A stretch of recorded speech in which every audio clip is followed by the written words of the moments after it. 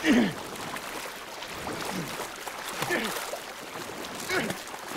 feel like the ball was only like 15 feet away. That's gonna take like maybe 3 seconds to go, and then you can just chuck Wilson back to the life raft and everything will be good. Because the water's not even that, it's not even that choppy. I feel like he could have saved Wilson, to be honest. Hey GQ, this is Caeleb Dressel, and this is The Breakdown.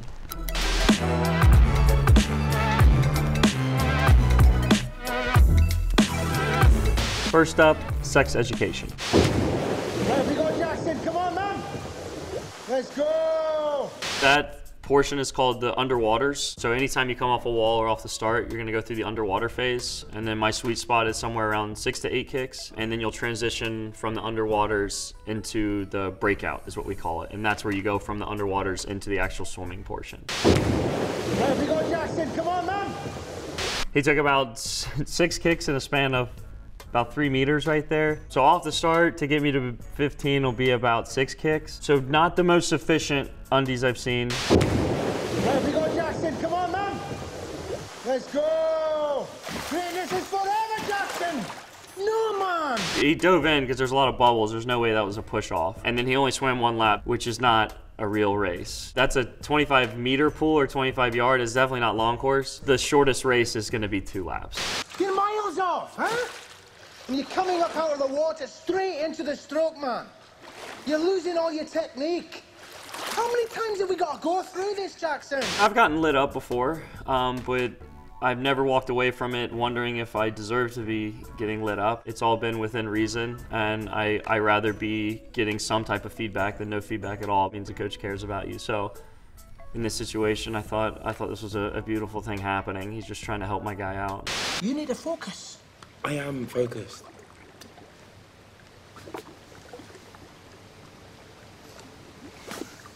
Maybe that is why the coach is very angry. Forget the breakout. If Jackson's getting distracted by the girl, then that's a bigger problem. I hate when people watch my practices. I've never heard of anyone sitting in the stands watching a practice. Maybe when I was in high school, you'd have a couple parents here or there, but especially not in college. It's just the coaches and then the team. He was also the only one at practice, I just realized. That's never gonna happen. I don't think I've ever been the only one at practice. Certainly not high school. There's usually like 40 people there. Besides the just 1 lap and finish on the other end of the pool. I'm not gonna shred Jackson's technique. I thought he did the best he could, but they even talked about the breakout and then the strokes into the wall, but the only thing was he didn't really swim a real race.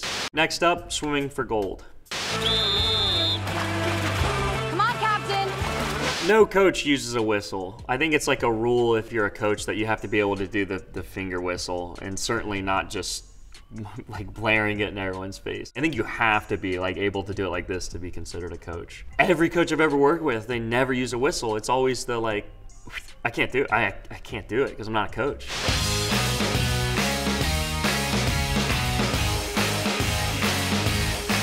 This is not a technique that I would use in my practice. A lot of slipping of the catch, a lot of elbows dropping, and the hips are very low in the water. So basically the whole point of swimming is to get your hips as high up in the water as you can. You're gonna float better and you're gonna move through the water much quicker. The higher you are on top of the water, the faster you're gonna be. That's like the whole point of my career and existence in this sport, is to try to figure out ways to keep my hips high up and move forward faster through the water, which they were not doing.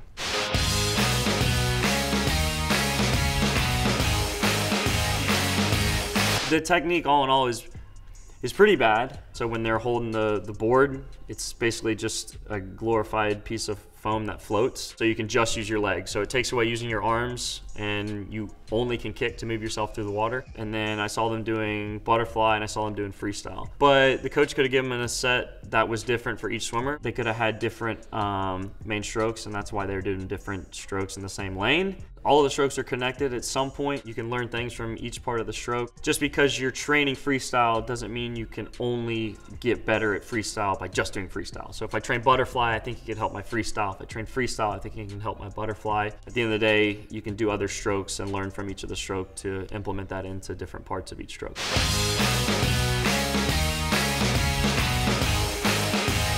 I thought the breathing pattern in fly was actually pretty good. I think he was going 1 up, 1 down, which means your head's in the water for 1 stroke and then you'll come up and breathe for 1 stroke. That's actually how I swim my 100 fly. I think it's the most efficient way to get oxygen and still be able to stay flat on the water and move forward. We actually have long fins, and then we have short fins, which he was wearing short fins in the video. They're a bit heavier and they're harder to use, but you can get to top speed a lot faster with the shorter fins. They don't flex as much as to where the long fins, there's a lot more bend in them, so they're better for like more aerobic sets. Like if you're going anything over a 200, that's not all out. And they're not as demanding on your legs. And then the kickboard, yeah, they're using a couple boards. And then the cap and goggles they were using were not the most high-end cap and goggles. I've been wearing the same goggles since I was, I think, like 11 years old. The speed sockets, Speedo speed sockets. That's just my goggle. That's what works for me. That's what I practice in. That's what I race in. And they look cool. These just don't look that good. And then the cap, I usually just wear a gator cap. Usually something not with a full-on design on the side of it. I like keeping it clean.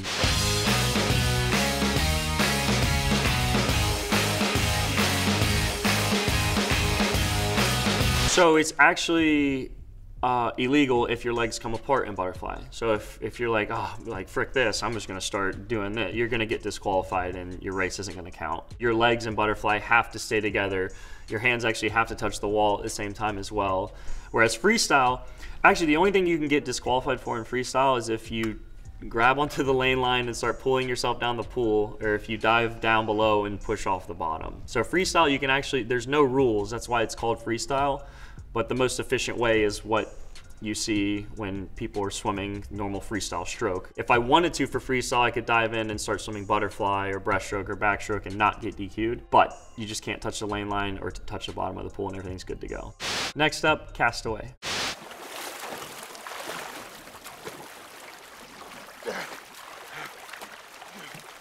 If I had been on an island without food for a couple years and my best friend just fell in the water, I'd probably have a really hard time treading water.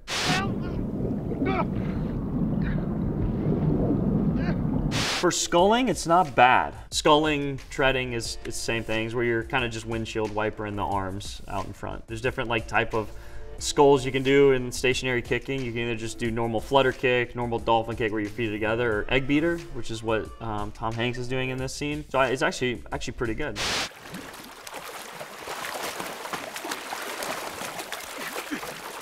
There is a huge difference between swimming in a pool and then swimming in the ocean. Even when I go to the beach and I'll hop in the water, it's a totally different feel. You don't have a controlled environment with nice salt water, nice chlorine, nice crystal clear water with glass on top. I even noticed a difference I've swam in relays to where the water will get super choppy and you'll dive in maybe behind after the first two legs go off and you can feel the chop hitting you throughout the whole race. It can throw off your whole rhythm. And that's just in a pool. This is certainly much different.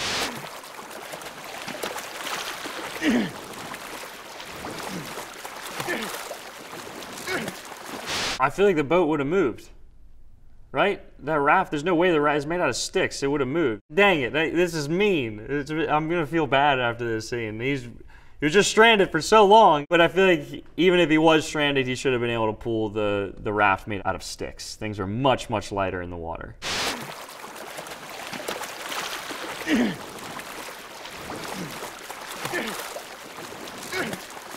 I feel like the ball was only like 15 feet away. That's gonna take like maybe 3 seconds to go, and then you can just chuck Wilson back to the life raft and everything will be good. Because the water's not even that choppy for the middle of the ocean. Like the raft isn't gonna go that far. I feel like he could have saved Wilson, to be honest. Next up, Pride. To the end and back. Lead the way. All right, on your mark, get set.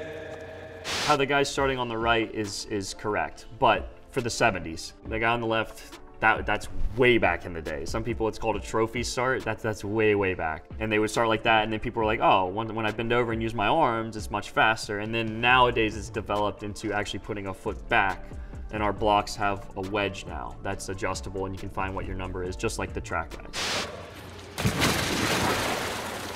Yo, man, what you doing, man? It's a race. That was probably the least efficient way to dive into the pool. The fastest part of swimming is when you're not in the water actually swimming. It's diving off the block. So you want to carry your momentum from the block as much as you can into the actual swimming slow part of the race. They said to the end and back, so that would be, they're doing a 50 free right now. These are Americans, sounds like they have American accents, so this should be 50 yards, not 50 meters. This is the shortest race that's offered in American swimming.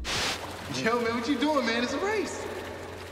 Not really. Go, man. In practice, we're gonna be wearing what the guy on the right is wearing, that yellow and blue suit. People just call it Speedo, weenie bitter, banana hammock, brief, I think is what most people call it. In a race, we have something called a tech suit, and it's what everyone calls the biker shorts, and it goes from, has to be below your belly button, and then it's gotta be above the knee. A lot of them are waterproof, water resistant, and a lot of them have materials that are buoyant in the water to keep your hips up best they can. Now you gotta keep in mind that it's this much fabric that we're wearing, so it's not gonna make you a better swimmer. And that's certainly something I would not wear in practice because it's super tight, it's uncomfortable. You just wanna be in something comfortable in practice. Go, man. Go, go. The dive was terrible. You see how much water is splashing up right here? This is what you don't want. You want as limited splash and as limited bubbles as you possibly can. He didn't get his hips high enough on the start, so that's why his feet are about to smack. You want to visualize it as a hula hoop. You're diving into a hula hoop into the water and then carrying that momentum.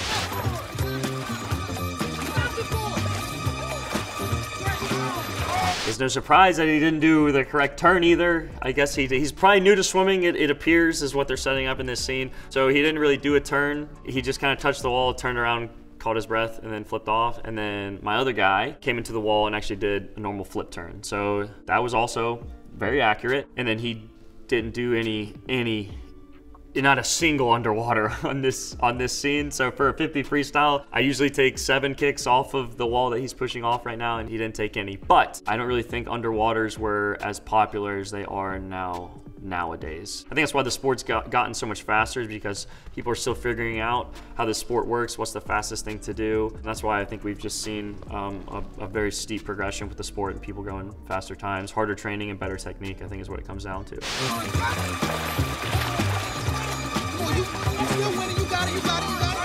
This gentleman was breathing every 2 the whole race, which means he's gonna be breathing every 2 strokes to it was actually to his right side, so I breathe to my left side, every 2 strokes as well, in a 100 freestyle. This is only a 50 freestyle. At a high level, no one breathes. In the 50 yard free, 50 meter free, you're not taking a breath at all.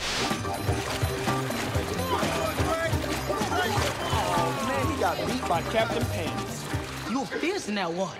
The other swimmer that just won the race, I think he was breathing every 3, which is just hold your breath. You gotta hold your breath if it's a 50 free. I wouldn't say he was fierce. It was actually so slow. None of them were kicking. It looked like a mile pace. I was actually fine. The technique actually looked pretty good, but they're swimming like really slow. So it's super easy to do good technique when you're swimming really slow. Next up, swimming upstream.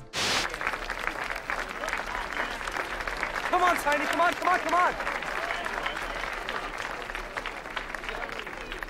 So who's planning on coming second to me? You'll have to do a lot better than that with me, mate. You saw everyone walking out behind one another, single file, and line up in front of their lanes. They'll never do that for a prelim race, so I'm assuming this is a finals. A lot on the line right here. It's the last race. This is where everything matters. The prelims and the semifinals are done. This is just the finals. Take your marks.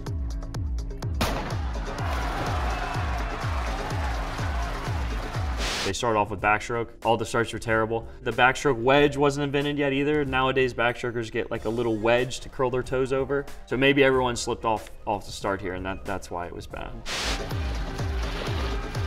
This is bad technique. He's looking back at the opposite end from where he started from. Backstroke, you're supposed to be almost laying on top of the water, because if you go like this and you put your head like that, your hips are gonna go straight down, and then you're just gonna be absolutely plowing through the water. All of them, they have their heads straight up. They should be laying further back. This body position right here is pretty bad. That part right there where they're swimming, that actually looked pretty good. They're catching good water. I thought their hips were a little low.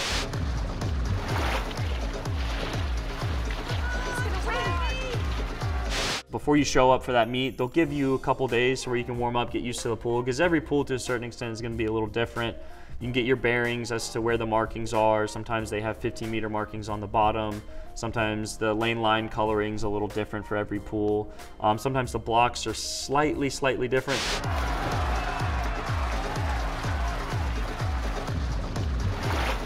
So you get used to everything leading up to the meet, just to kind of tune things up and get your bearings straight before getting into race mode.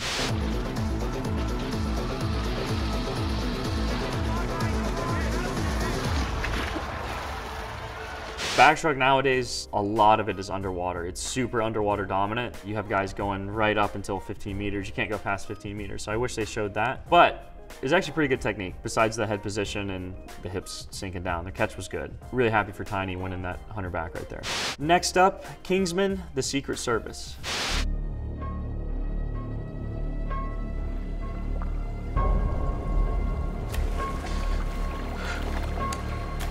This is one of my worst nightmares. I used to not be able to fall asleep at night because I had a fear of drowning. I've been swimming my whole life. I mean, the water still can be very scary. It's one of the most dangerous forces in nature, and to be able to form a relationship with the water through swimming, it's a beautiful thing.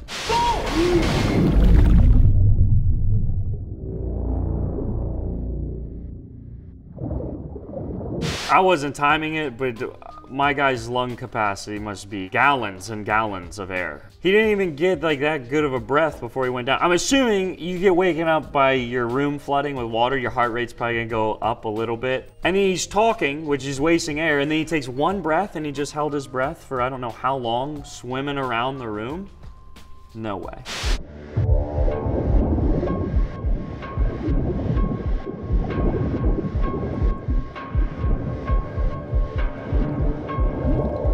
I definitely gotten pressed for oxygen. I've come up, I mean, a little dizzy. It's part of the sport. You just want to be focusing on your breathing the whole time and then get that last breath before you go, and staying calm is huge. So he did look very calm the whole time, but he wasn't that good at swimming from when he was just going to the door. It was a very labored and forced stroke, and no bubbles came out of his mouth whatsoever, which I thought was incredible. If you're panicking underwater, air is going to be coming out of your mouth, which is not, you don't want to be wasting oxygen like that. I mean, it's the same thing in practice when we do sets, like underwater sets and stuff like that. You want to contain as much air as you possibly can. There's definitely aspects of the race to where I'm not breathing. My last 15 meters of both my 100 fly and 100 free, I'm not going to be taking a breath, and that's at the end of a race, and it hurts, but I feel like it's a faster part of the stroke.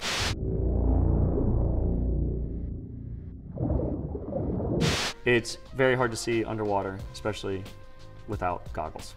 Everything's fuzzy, so for him to be able to find the door and then finagle his way all the way to the window without running into anything and knowing exactly where to go. Maybe he knew the room really well, I don't know, but I would have said a prayer and gone back to bed. Next up, just go with it.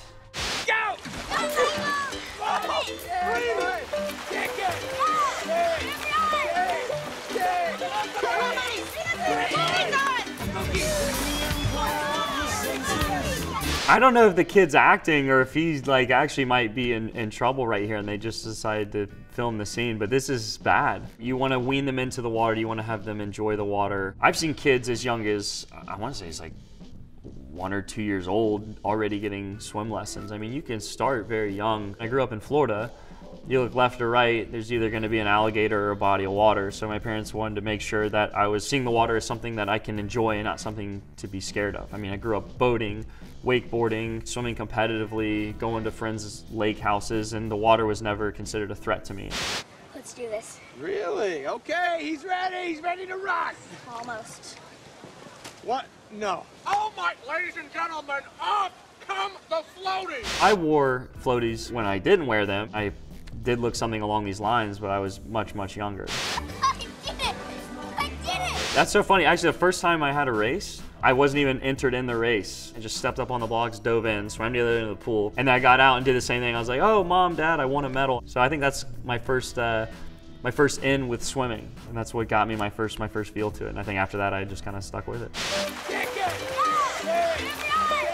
So the more white water you have in a stroke, the more splashing going on, it's wasted energy, because it means you're putting energy into the water that could be used to be driving yourself forward with the water rather than just directed at the water. So some of the best swimming that you see, it's gonna look almost as if the person's not even trying at all. And those are some of the best races I have, is where I don't try to power through the water, I work with the water. We'll give him A for effort. And he was excited. That's the most important thing. He enjoyed his time. Thank you all for watching these clips with me, and we will see you next time.